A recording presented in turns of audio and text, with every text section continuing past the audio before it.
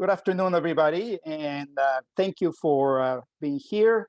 This is a very nice occasion. This is the first presentation, the first seminar of the year of our series on transnational children navigating different educational systems. This is a series organized by the outreach program of the Latin American Institute. On that note, I'm Ruben Hernandez Leon, professor of sociology and director of the Latin American Institute, and Veronica Zavala is the coordinator of the outreach program. The outreach program, which I often call the gem of the Latin American Institute, actually offers workshops and seminars, and even soon travel abroad opportunities to public school teachers in Los Angeles and neighboring school districts.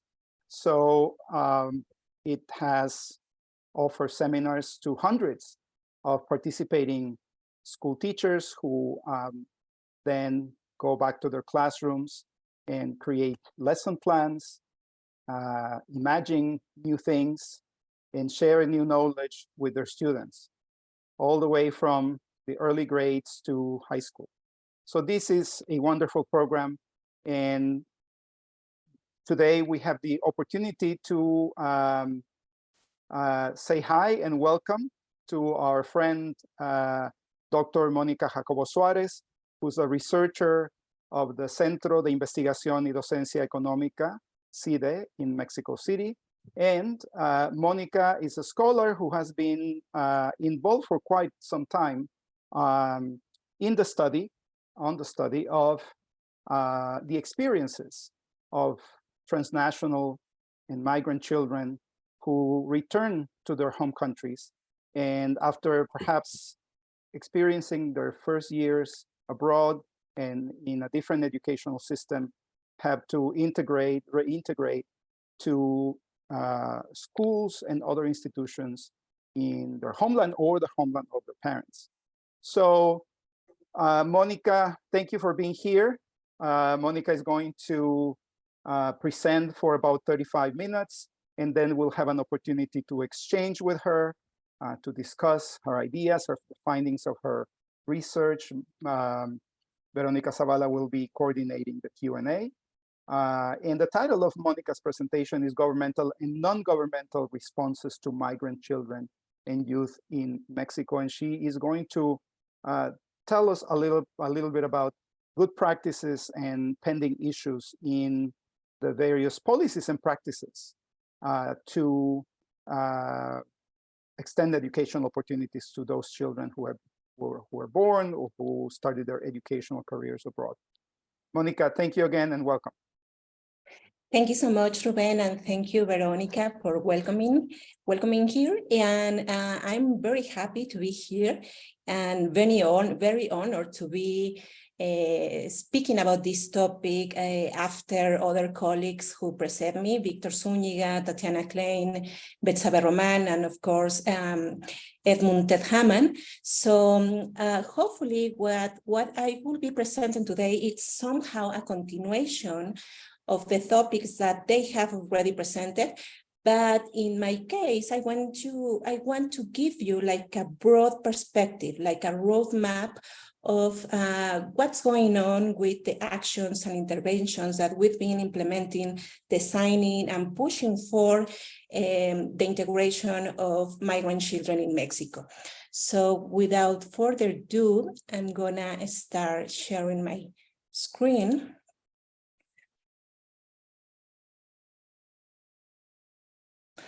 Okay, just a quick note on the perspective that I'll be using today. I have formal education in international relations, political science, public policy, education studies, because I was kind of jumping from one discipline to another one, which I think is great in order to understand phenomena very complex, such as immigration. But for today's talk, I'm going to be using my public policy perspective And also, I'm going to be referring to my own experience as an activist scholar here in Mexico. As Ruben already mentioned, I started working on the topic when I was a returnee about 8 years ago. And as soon as I got in Mexico, I started working with nonprofit organizations that were already pushing to facilitate education access for migrant children that come back from the US. So those two experiences, my perspective as a public policy analyst and also my perspective as activist are the two areas that I'm going to be covering today for you. So just a quick note on why this matters. Why should we be asking about the actions and the interventions that can promote educational access and educational integration for migrant children? Shouldn't be enough just to do research. No? I know that it's like a kind of a maybe ingenuous, naive question, but I think that is very important to consider that this topic has been gaining a lot of relevance in Mexico as well and in the US, specifically during the last 2 decades, basically the 21st century. Why? Because as many of you already know, there have been significant changes in the demographics of the Mexico-US flows. So that's why we have been really important growth of the studies about what are the needs of this population, how can we help them, what are the best interventions that we can implement in order to really secure an inclusive process within the Mexican and American schools. In relation to that is a matter of educational justice and equality of opportunity, since migrant students are usually confronted with additional challenges that non-migrant students usually don't face. Also, I think that the more we study the differences between the educational system in Mexico and in the US, we raise more questions that actually solve our answers. So I think that there's still a lot of things that we need to address from the academia, but also from the public sector, from the nonprofit sector, even from the private sector, in order to actually changes in the reality. And finally, I would say that this topic matters because, as you already know, this is a population that kind of goes back and forth.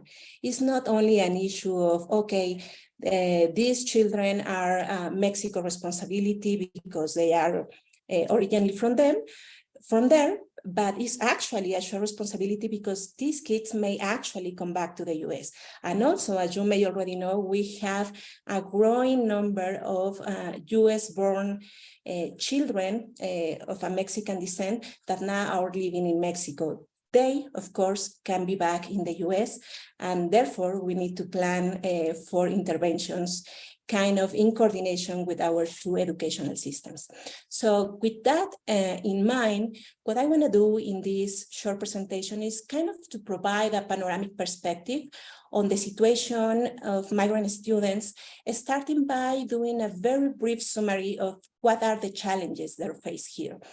That will be the basis for then go to discussing the actions that have been implemented by the federal government to facilitate the access to Mexican schools, but also kind of understand what are the actions that other non-state actors have been pushing for.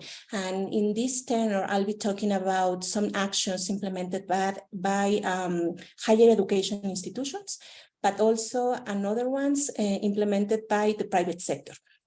I would like to have these topics covered in order to make the basis for a dialogue at the end of this presentation with you, with the purpose of trying to assess what are the needs that you perceive these children are confronting, maybe are different from the ones that I'll be presenting you here.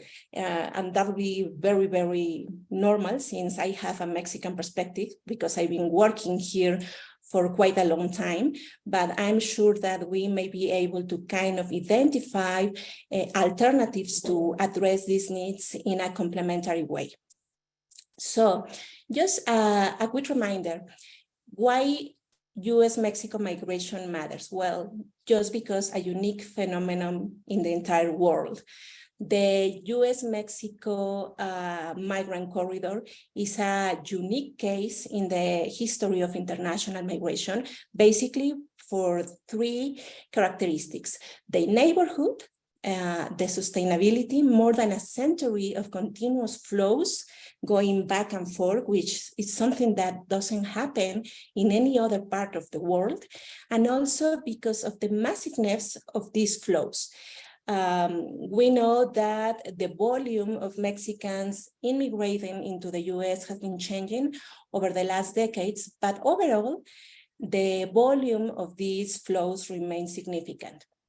We also know that most of Mexicans that decide to immigrate have as a destination country the US. So therefore, it's a great example of a very sustainable and established corridor for migration.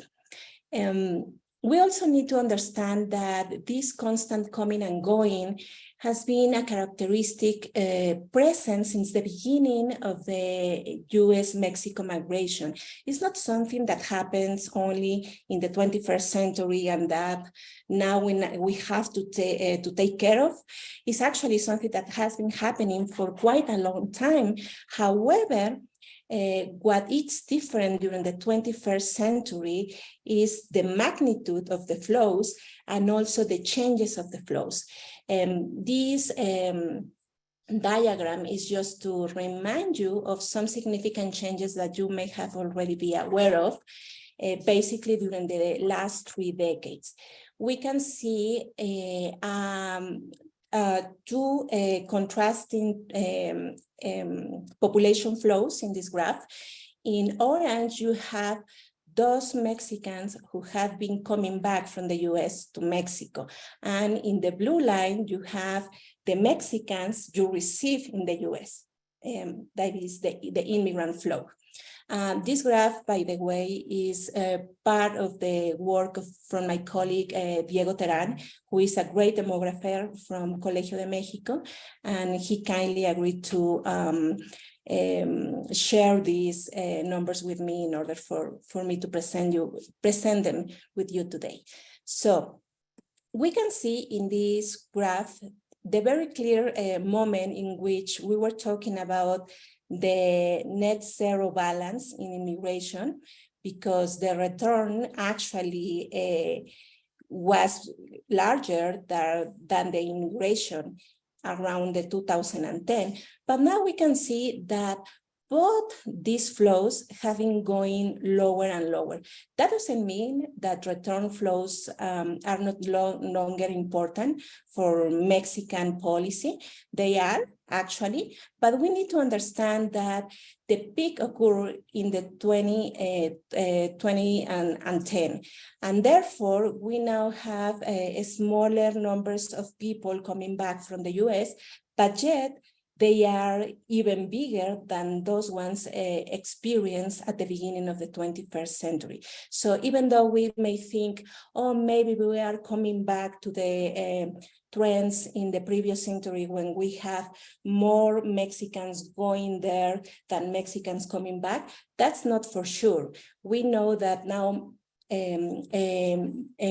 less Mexicans attempt to go to the US, but you are also receiving now larger flows of people coming from Central America. So definitely the numbers are a big reason why we need to keep talking about the issues of integration in schools.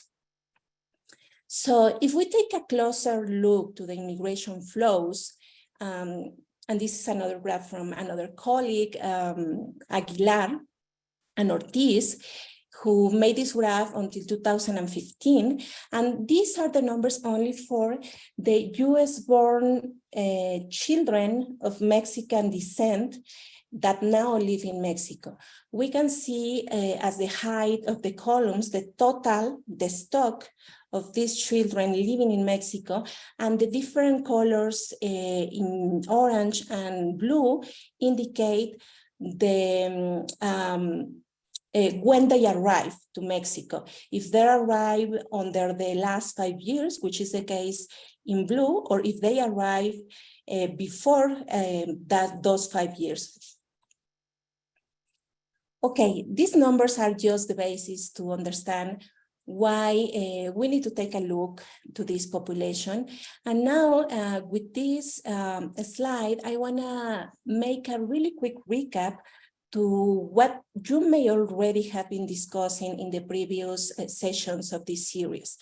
When I think of the different challenges and different obstacles that migrant students coming from the US may face in Mexico, it's kind of difficult for me to synthesize those obstacles. And the best way I came with is to kind of partition those obstacles in terms of access, educational access, which means basically whether or not they are able to get enrolled formally in a Mexican school.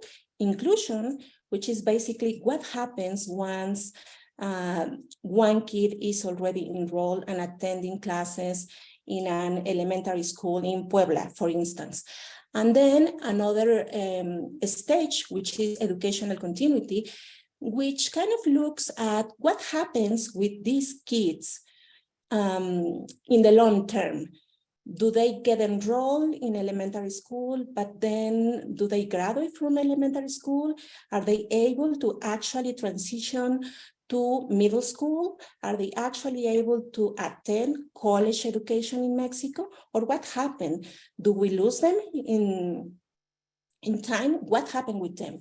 And then for me, it's really easy then, if I have these 3 stages, to kind of identify the specific barriers that the literature and the empirical studies have already pointed out. In the first one, which is access, we have basically red tape obstacles, excessive bureaucracy, that kind of puts an additional requirements for students who did part of their education in a country which is not Mexico. We have different issues such as specific IDs required for enrollment, which is a difficult situation for those who were born in the US, because of course they will have their American birth certificate, which is not valid at first for Mexican schools in order to get enrolled. We also used to have, and that's what I'm going to be talking about later, the requirement of having all documents, all education documents and identity documents certified with an apostille and translated in order to be accepted as a valid document in any Mexican school. And of course, we have the need to obtain credits for previous education concluded abroad. All these things are actually regulated in different norms, laws, and some of them are not, but they are just common practice in Mexican schools. When we look at inclusion, which is really the most important part for me, we can just think of a myriad of obstacles and a myriad of different needs, linguistic, cultural, pedagogical, what else can I say? Social, even social. And in here, we kind of identify the need for language transitional program. In the US, I remember when I was studying there, the PhD, I did my fieldwork for my dissertation in some elementary schools in Pennsylvania. And I remember attending many different forms of English as a second language education lessons when I was doing the observation in my fieldwork. We don't have anything like that here. Why? Because we have a very small percentage of migrant students in Mexican schools. It's not like in the US, where in some states you may have 30%, 40%, or even higher concentrations of migrant students, that you actually have regulations in order to provide linguistic help, support in order for them to learn English.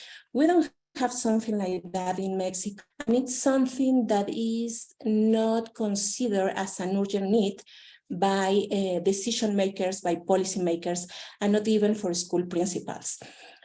Of course, we have needs for teacher training in many ways,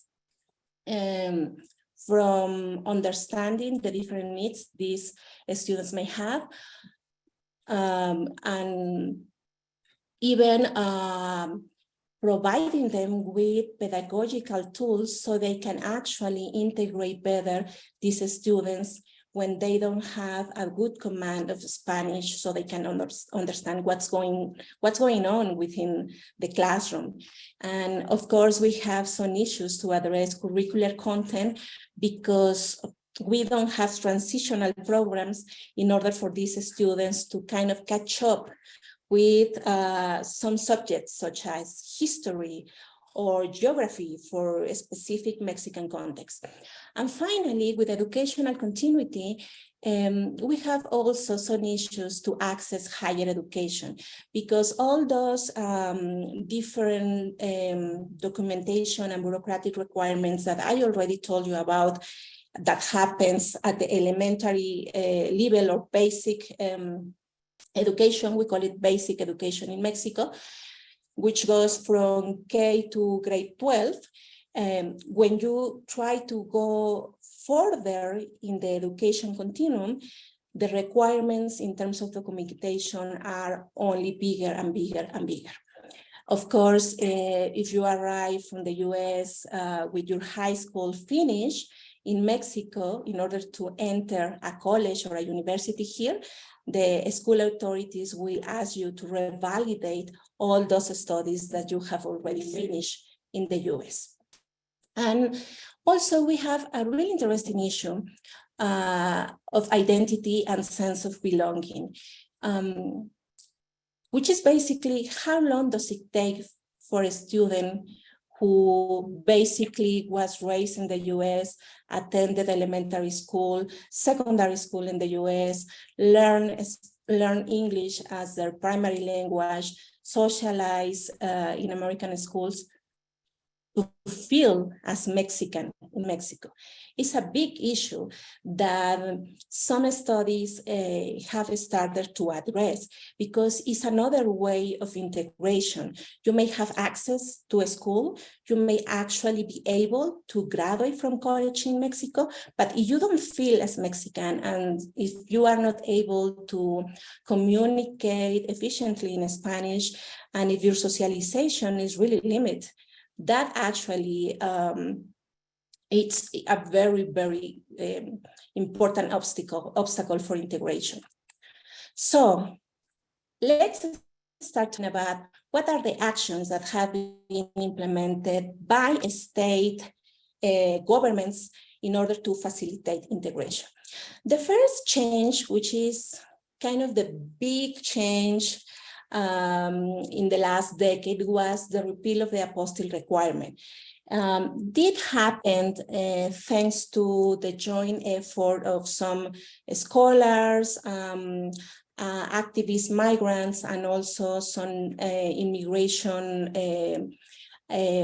organizations that kind of were pushing for about 4 or 5 years within the Ministry of Federal Education in Mexico, which is the Secretaría de Educación Pública, in order to repeal this requirement of apostille.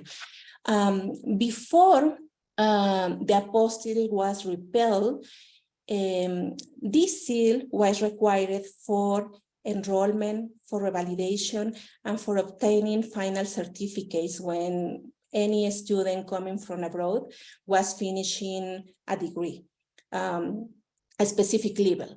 So it was a very big obstacle for migrant families who usually don't have any documentation with the apostille, because in many cases, specifically with the type of return that we observe during the 21st century, families return in an involuntary and unplanned way. They don't have time to put all their documents together. They don't have time to get their documents certified.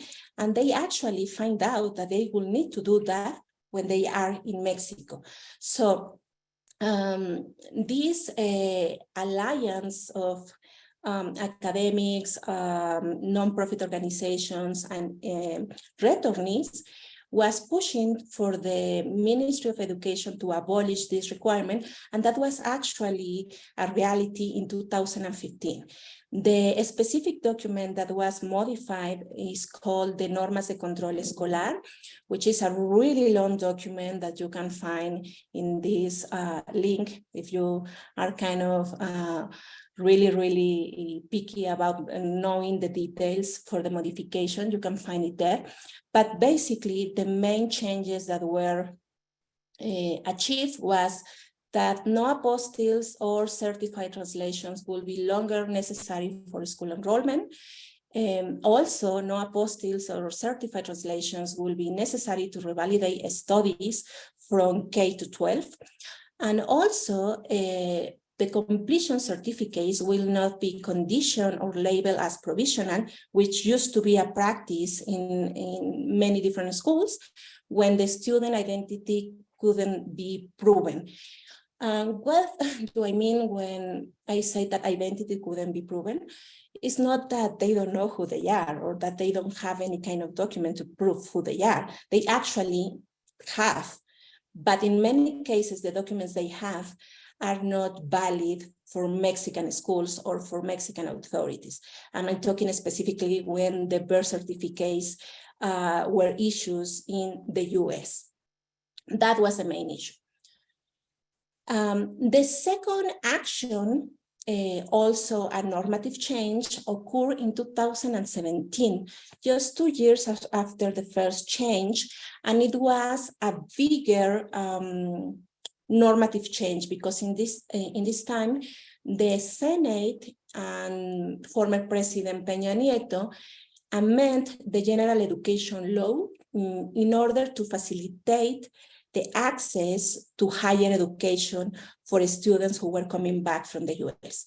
When you look at the year for this amendment, I want you to think what was happening at that moment in 2017. What was happening in the bilateral relation US-Mexico? Well, Trump got elected. And that was basically the main reason why the Senate started to push for a larger reform in order to be prepared. That was actually the phrase that they used when they called the scholars and the nonprofit organizations that we were involved in the previous normative change, because they want us to participate in rephrasing this law. And what they say is, we want to be prepared because we don't know how many dreamers are going to be deported.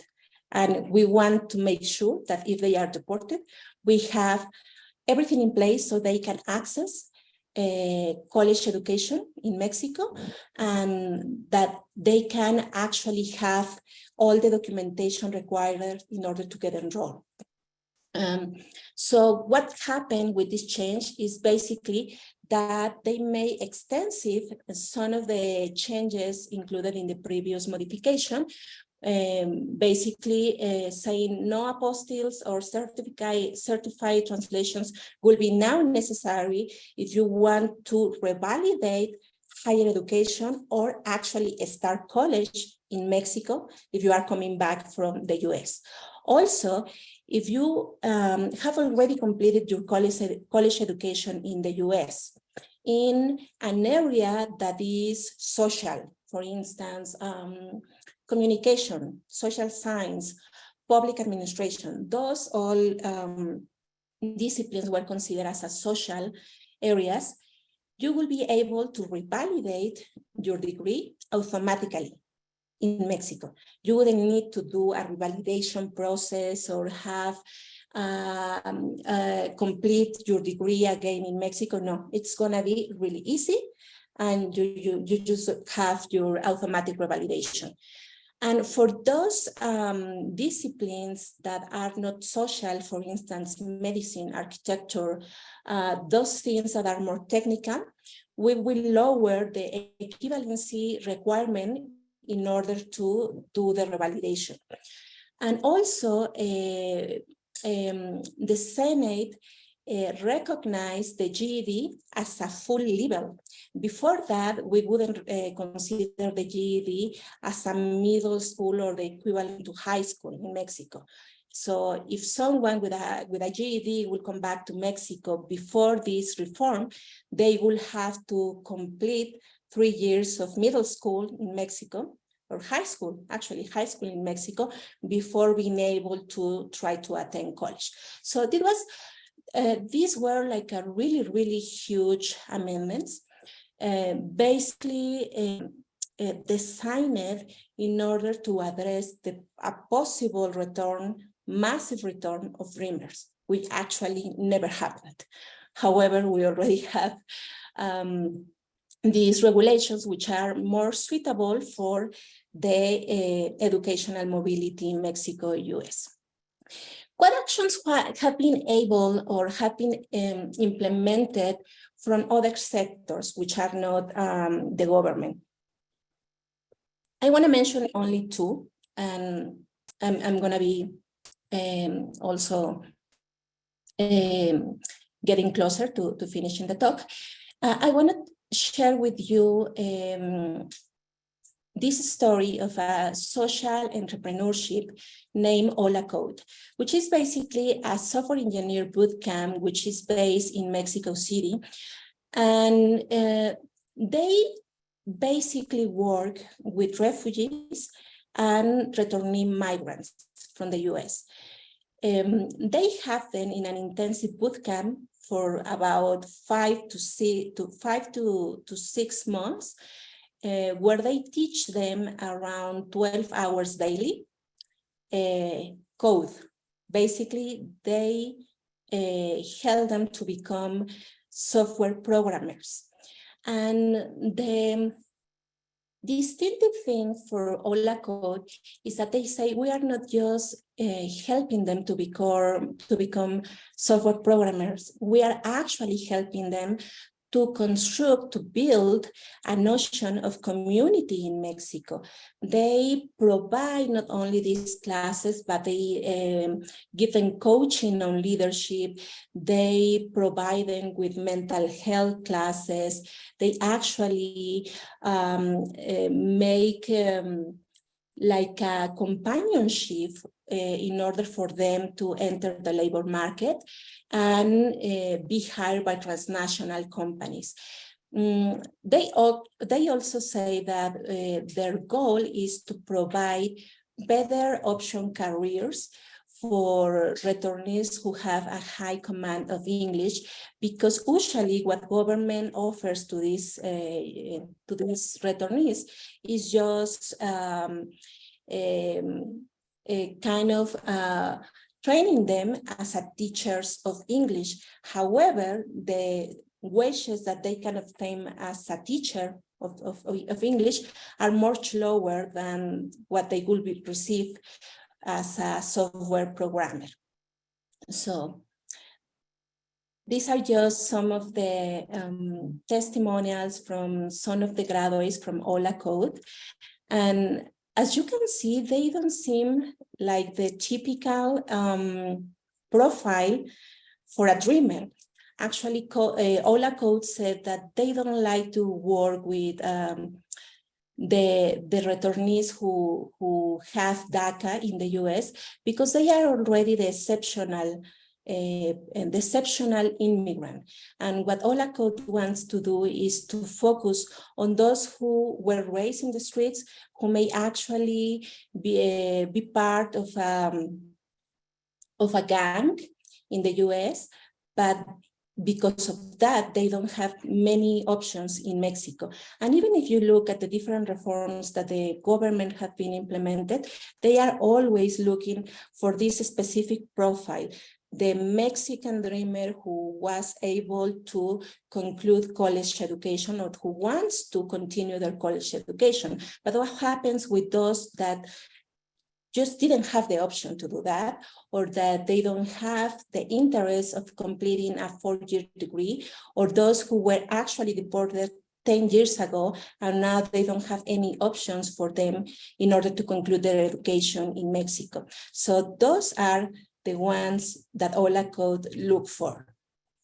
And finally, we have another actions implemented basically from colleagues organized within higher education institutions. We have the Seminario Niñez Migrante organized by colleagues Gloria Siria Valdez and also Betsabe Roman that presented previously in this series. And this seminar basically provides some training courses for teachers, also organize Thanksgiving meals for returning families every year, and offered also free counseling for some subjects that are very difficult for returnee students to take advantage of when they are in Mexico. We have also the Programa de Atención a Migrantes de Retorno, PAMIR, organized by the Universidad Veracruzana. And this one is basically kind of a companionship for students who are returnees and who already reach the higher education level, basically helping them to do all the documentation required for enrollment, providing some English support, some Spanish support, and organizing also meetings in order for them to create community within the university. And the last one is a really nice effort offered by Tecnológico de Monterrey, which is the Beca Reconocer. And this scholarship is designed for migrants, not only from Mexico, but from Central America, who are in the US, but who cannot pursue college education due to the high cost of the scholarships, of the tuition in there. So they offer this scholarship in order for them to move to Mexico and complete their education or start their college education in the Universidad de Monterrey in Monterrey State in Mexico. Just kind of finish, I want you to think about if these actions match the needs, the myriad of needs that we were talking about at the beginning of the talk. And I kind of use this diagram as a map for me in order to understand what needs we are already addressing, and also what is the scope these needs, these actions are actually fulfilling. I positioned the postal repeal for 2015 basically as addressing the need of access, because it's basically that, making sure that students can get formally enrolled in Mexico. And I think that this modification has a higher potential scope. I say potential because we are not sure about the implementation, if it is actually good, if the diffusion of the modification has been broad at the different levels of the schools and the school districts here. But at least we already know for the demographics, the higher concentration of returnees US-born students in elementary schools. And given the fact that this modification addresses specifically that education level, I will say that the scope is potentially high. In contrast, the General Education Law Amendment of 2017, I will say that has a lower scope, just because a very low portion of people, whether they are immigrants or not, have the opportunity to pursue a college degree. Of course, this amendment also addresses access to education, but also continuity, right? That's why I position the same change both in access and continuity. And we will have the actions implemented from the private initiative and from the universities,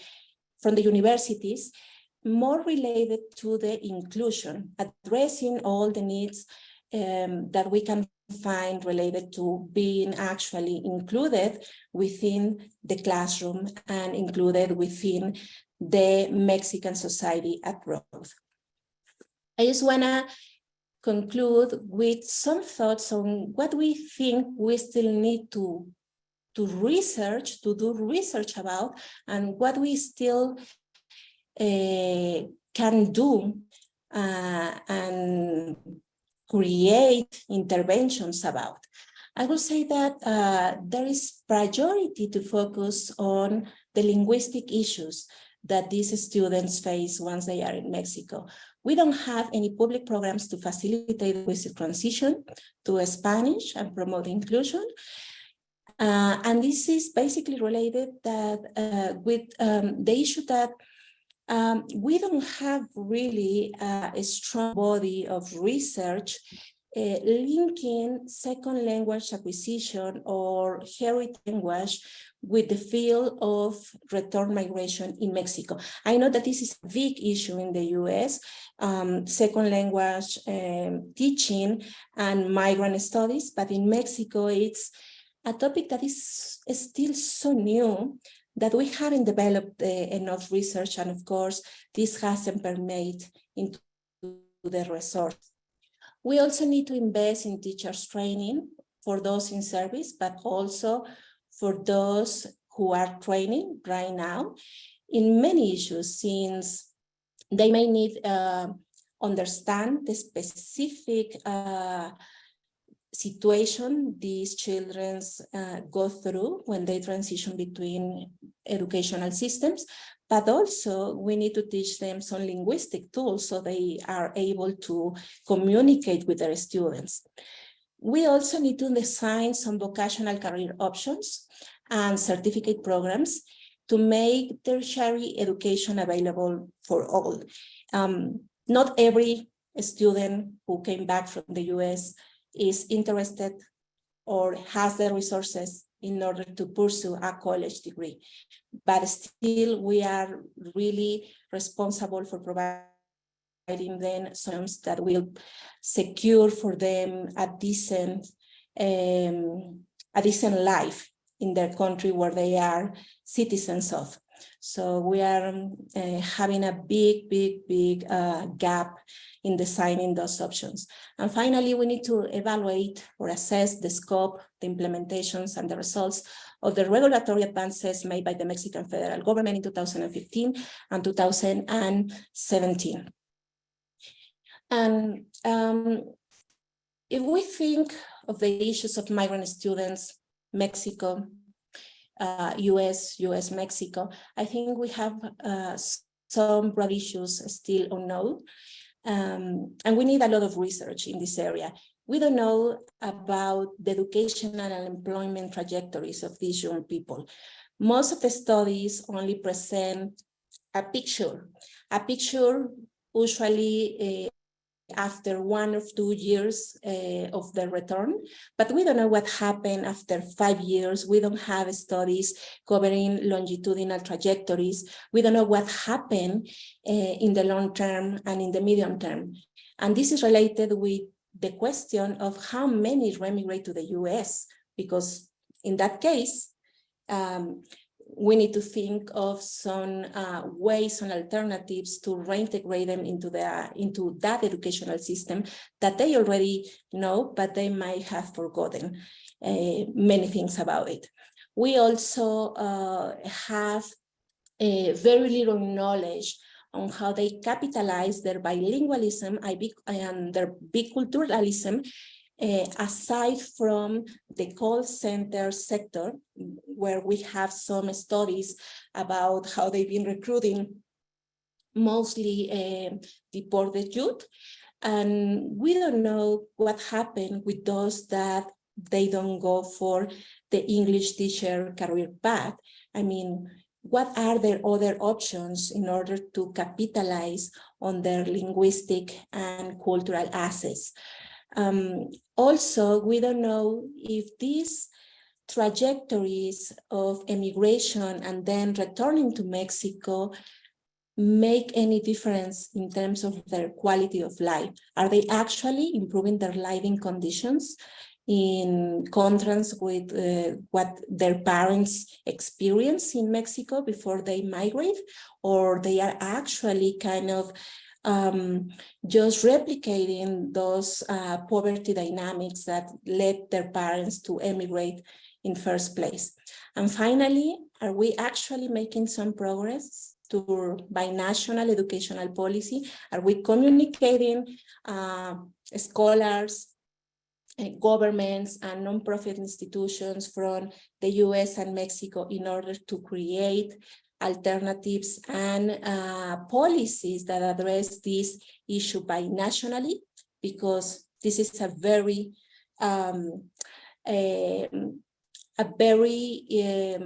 shared issue that we need to address. And finally, if you want to learn more about some specific issues, like what have been the main advances in research done in Mexico about this topic, I will suggest you to check some of these resources. The first one, La Niñez y Juventud Migrante de Retorno.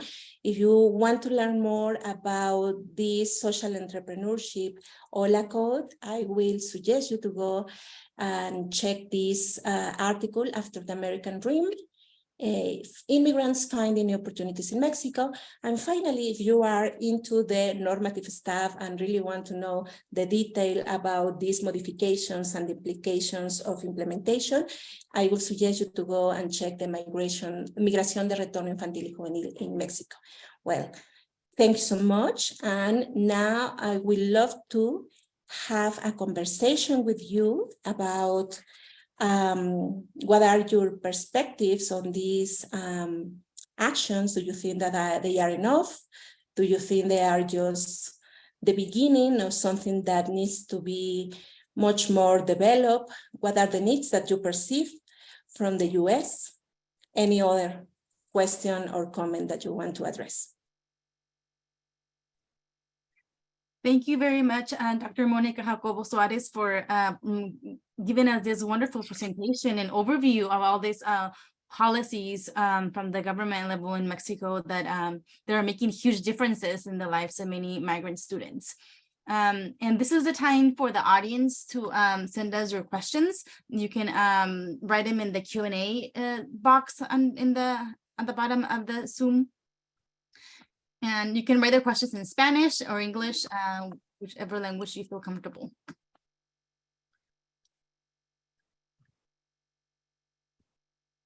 So in the meantime, while we get some questions in, I'm just going to start by saying that I was not aware of all this big policy changes that has happened in these past years. La Postilla, the removal of the Postilla, I can't even imagine the level of of the stress that it created or the impact that had in many parents and families.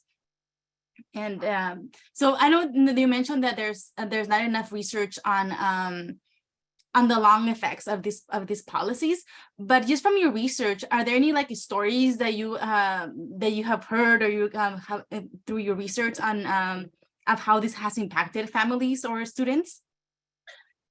Yeah, but they are not really cheerful. For many of the testimonies that I've collected over maybe the last 3 or 4 years, many students didn't know about the changes, and many schools are still requiring those documents, and not the apostille, but yes, they are requiring the loan revalidation processes in order to accept returnee students into the higher education institutions.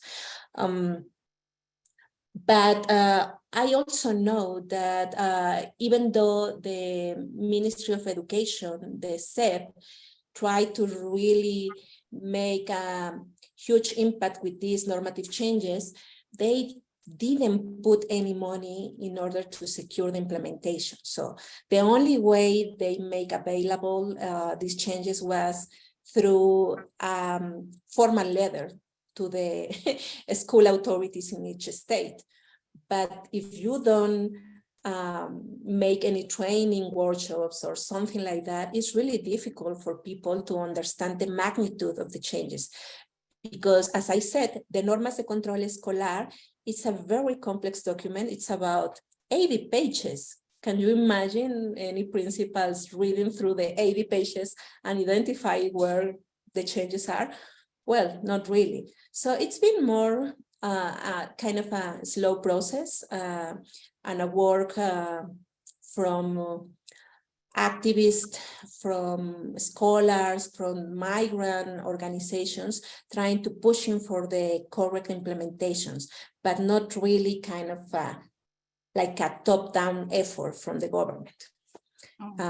But at least we already have the change, the normative change, so we can demand the school authorities to implement it correctly. They may not know it, but we can demand it. Yes, definitely. Well, that's unfortunate, you know, that the implementation hasn't happened as we would hope. So what happens if a parent brings it up to the school, like a school administrative, about this policy, and the school is not aware of it? Is it an easy from that point, or is it that the parent still has more work to do to be able to get the benefits of this? Well, I don't know if in the audience is my colleague Colette España. She said she will be attending, but she had a case once of a family that was recently returned and was trying to demand enrollment for their kids. And the school authorities wouldn't even allow them to get into the school, not even get into the school. So my friend, my colleague, had to go with them to the school and explain to the principal, look, this has already changed and this is a normative change. So you have to allow the student to get enrolled. But it was basically because she went with them. And my friend, who is from originally from France, looks, of course, like any French person. So that was kind of like an advantage for her in order to kind of to get through the school principal. But I don't know what happened in other cases. That's the only case that I know what happened. Well, thank you for sharing. And we have several questions from the audience. I'm gonna read them. So we have one from Dr. Victor Zúñiga. Mónica, it seems like all the changes for facilitating the integration of transnational students arriving to Mexican schools from the U.S. schools have been made before 2018. What kind of decisions have been taken in favor of those students between 2018 and 2022? Wow, that's a difficult one. Okay, do you want to read another one? Okay, I'm thinking. Okay, let me, so this one is from Sofia Mesa. And many thanks for the presentation, Mónica. I would like to ask you about the relation between the international organization's agenda and the return migrations of youth in Mexico and the actions of those public entities like the subnational governments in the so-called global governance of migration. Thank you very much. Okay, I think I'm gonna start with Sophia's questions while I'm still thinking about Victor's. We have more. We have more, so Okay. so I can Okay. do one if you want to, if you want to address Sophia's. Yes, yes. Okay. So there's another one from coming from Denise Lopez. I heard Dr. Patricia Gandara of UCLA speak of the need for the government of Mexico and the US to work toward to do some of this work about 5 years ago at UCLA. Has there been any coordinated effort by the Secretaries of Education in each country? Have there been members of Los Otros Dreamers who have participated in the OLA code? Okay. And okay. And when she said Otros Dreamers, is she referring to the organization? The Otros Dreamers in Action? Okay. I want to assume yes, because it's capitalized. Maybe Denise can clarify that if she's around.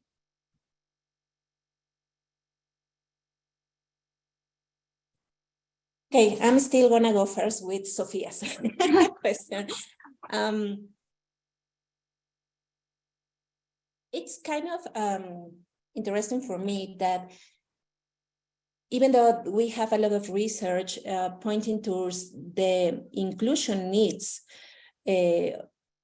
of any immigrant student, most of the efforts, the formal efforts from governments, but also from international organizations, have been focusing on the formalization of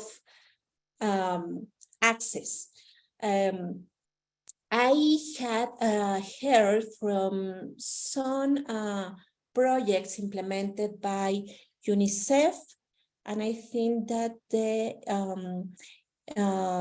International Migration Organization over the last 2 years, and they basically focus on understanding why, what are the formal barriers for access. I was kind of disappointed because I thought, well, didn't they know that we have all these legal issues and that we already have all these amendments?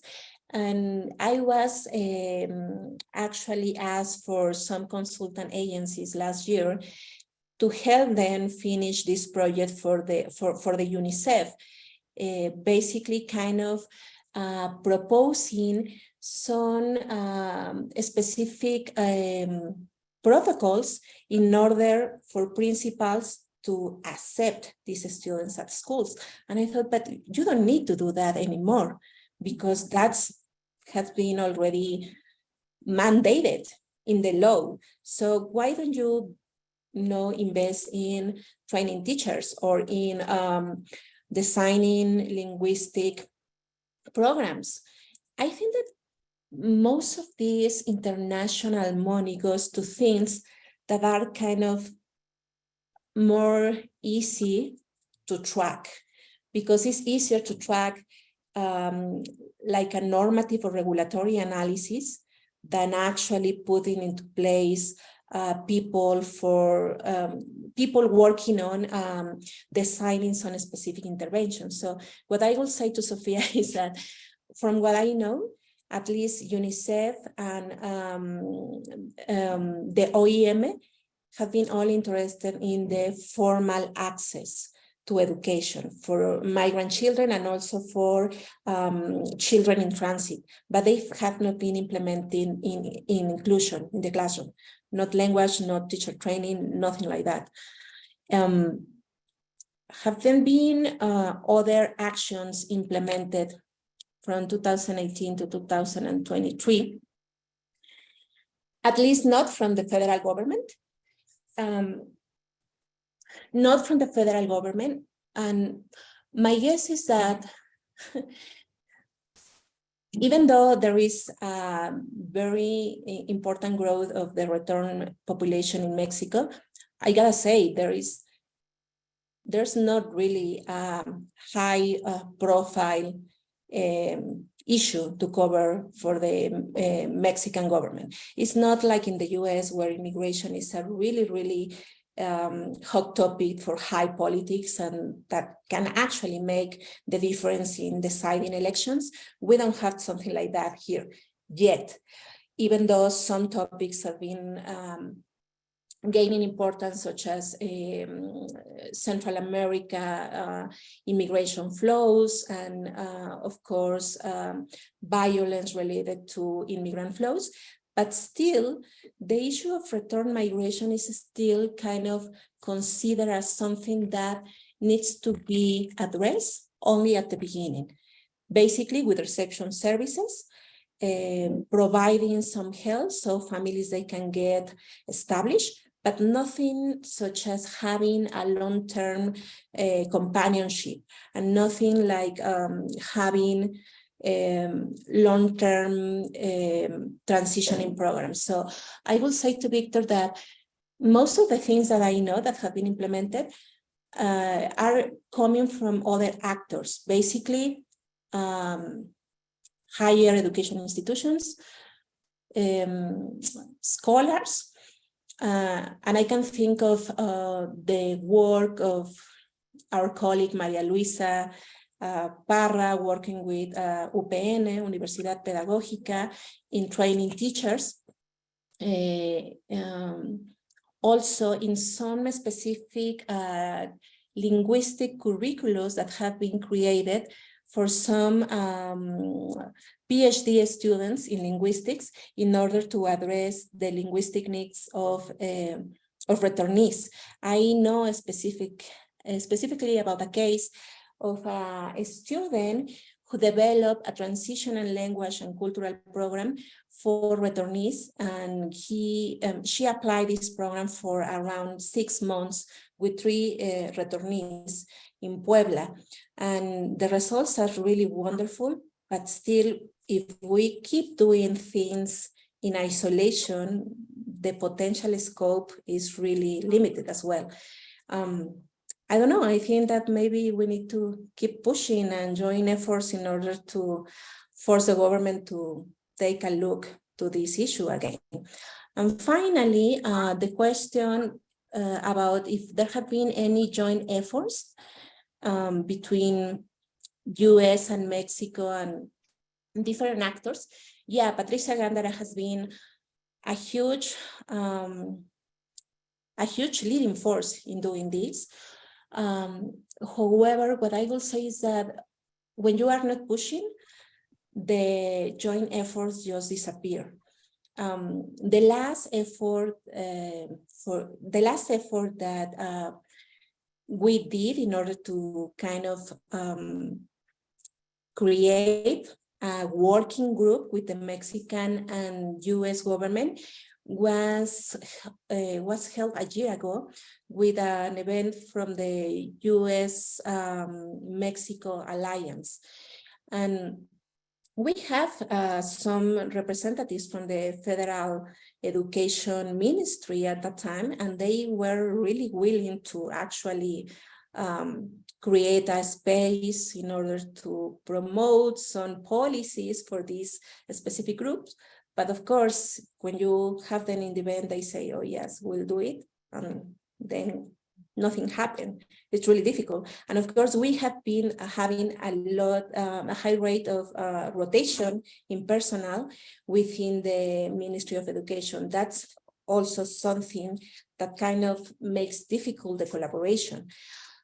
In my opinion, it will be more fruitful to do maybe collaborations between local governments, like the ones that happen along the states in the border. Arizona, you know, Baja California, Arizona, yeah. Thank you. I'm going to read a few more. You have a lot of questions and comments on the chat, so I'm going to maybe take a few more before we end our session. So Rosalba González says, ¿cuáles estados mexicanos tienen más programas de apoyo para los jóvenes inmigrantes mexicanos que deben regresar a vivir en México? Eleonor Pedron says, thank you for such a great discussion. How did the Mexican government deal with the lack of Spanish proficiency among returnees when they revalidated students with degrees in social careers? Adriana Cruz Manjares. Gracias, Mónica. Muy interesante presentación. ¿Puedes comentar un poco más del programa PAMIR? ¿Conoces más estudios que hayan documentado estudiantes retornados o binacionales en universidades mexicanas? Disculpa si ya lo dijiste, pero me integré cuando ya habías empezado. Gracias y felicidades. Gracias. Okay. What are the states that have more programs for returnees? It depends on what are you looking at to address. Si piensas en educación, definitivamente los estados fronterizos tienen universidades que no necesitaban ninguna reforma para revalidar o para no pedir una apostilla. Tienes universidades que de hecho ofrecen grados duales, dual degrees, ¿no? Con validación de México, Estados Unidos. Sé de Tijuana, donde hay varias universidades que ofrecen estos grados duales. La Universidad de Monterrey, como lo mencionaba, localizada en Monterrey, que tiene esta beca Reconocer. También sé de Tamaulipas, que incluso antes de que hubiera estas reformas, por iniciativa propia de la Secretaría del Migrante en el estado, ellos apoyaban a todas las familias que regresaban de Estados Unidos y les hacían todo el proceso de apostillado y de documentación y de registro a la nacionalidad. Entonces, creo que podemos ver una tendencia con los estados fronterizos, que definitivamente son más proactivos porque la realidad binacional es su realidad diaria, y también porque tienen mayor concentración de estudiantes dobles nacionales. Entonces hay la necesidad de registrarlos a la nacionalidad mexicana. Fuera de ahí, ubico Morelos, ¿no? Donde Víctor sabe muchísimo y que básicamente tiene que ver con el liderazgo de la persona que está a cargo del programa binacional de educación, que han sido bastante proactivos en los temas de acreditación, pero también en los temas de preparación y sensibilización de los profesores. Guadalajara, la Universidad de Guadalajara también implementó un programa para facilitar el ingreso de los jóvenes, y obviamente la Universidad de Veracruz, la Universidad Veracruzana. Esto lo asocio con la última pregunta de PAMIR. PAMIR tiene ya 5 años. Honestamente estamos haciendo una investigación ahí, otros colegas y yo, para saber cuáles han sido las actividades que este programa ha impulsado e incluso saber por primera mano de los estudiantes de retorno si ellos han recibido algún beneficio específico del PAMIR. No quiero descorazonarlos, pero la mayor parte de los chicos que entrevistamos no tenían ni siquiera conocimiento del programa, ¿no? Y esto, de nuevo, nos lleva al tema de la perspectiva de política pública. Puedes tener un muy buen diseño, pero la implementación puede estar muy mal, ¿no? Si tienes propósitos muy buenos, pero no logras llegar a la mayoría de la población, pues entonces ahí tu alcance se reduce y tu impacto también. PAMIR tiene una página de internet que es la que puse en la presentación. Les voy a compartir la presentación. Y ahí quien ha dirigido este esfuerzo de integración de los estudiantes es Carlos Garrido, que tiene un par de publicaciones al respecto por si quieres checar un poco más de información al respecto. Y estudios que cubran la educación superior. Es un gran tema. Es un gran tema que de hecho ahora es el que estoy trabajando junto con otros colegas, porque precisamente hay muy poco estudio, es de lo que menos hay. Sabemos mucho sobre qué pasa en educación básica, un poco sobre qué pasa en educación secundaria, no sabemos casi nada sobre qué pasa en educación media superior, y hay un poquito de estudios sobre educación superior. Ahí te comento, están concentrados básicamente en estudios sobre aquellos jóvenes de retorno que deciden hacerse profesores de inglés, y ahí puedes buscar a Iracema Mora, Nelly Hurtado también, y otros colegas de la Universidad de Tamaulipas y Universidad de Guanajuato, que justamente tienen la licenciatura como profesor de inglés y ellos mismos han estudiado a los jóvenes que están trabajando para formarse como profesores. Está también un artículo muy interesante de Ted Hammond con Nolvia Cortés, donde se enfocan sobre el poder de agencia de estos jóvenes y en cómo deciden regresar voluntariamente al darse cuenta que en Estados Unidos no van a poder superar el techo de cristal que implica el no acceder a college o acceder a college, pero no poder ejercer la carrera, ¿no? Entonces yo te los puedo decir porque son muy poquitos, son 3 o 4, y próximamente espero yo también publicar. Tenemos ya bastantes testimonios sobre jóvenes de la Universidad Veracruzana y jóvenes en la Universidad de Puebla, y de manera muy interesante no son profesores de inglés, se han dedicado a otras cosas, pero todas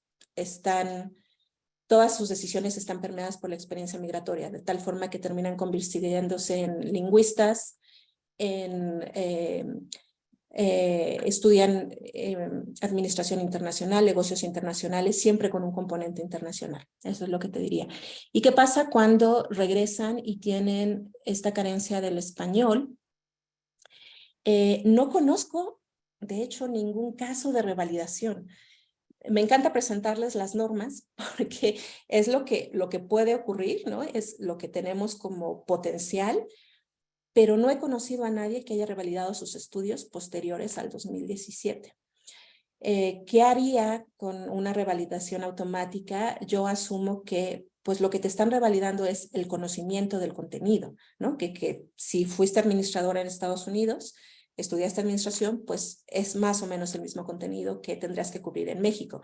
Ahora, me parece que el tema de la falta del dominio del español tendría que ver con otros sectores, con el sector laboral, si es que planean trabajar específicamente en algún área, ahí es donde tendrían que subsanar el tema del inglés, el tema del español, o si deciden continuar estudiando, en donde ahí muy claramente para un posgrado el tema del español es una barrera importantísima, porque de entrada el examen de admisión es en español. Entonces, por eso es que vemos, al menos en los testimonios que hemos tenido en educación superior, que muchos jóvenes deciden elegir una carrera que tiene un componente internacional, porque eso significa que buena parte de las clases van a ser en inglés. Y eso para ellos es una ventaja, ¿no? No tener que aprender el español y poderse comunicar en inglés los termina llevando a carreras donde el inglés es una necesidad y a veces un medio para la enseñanza en el salón. Entonces, sí permea y sí importa.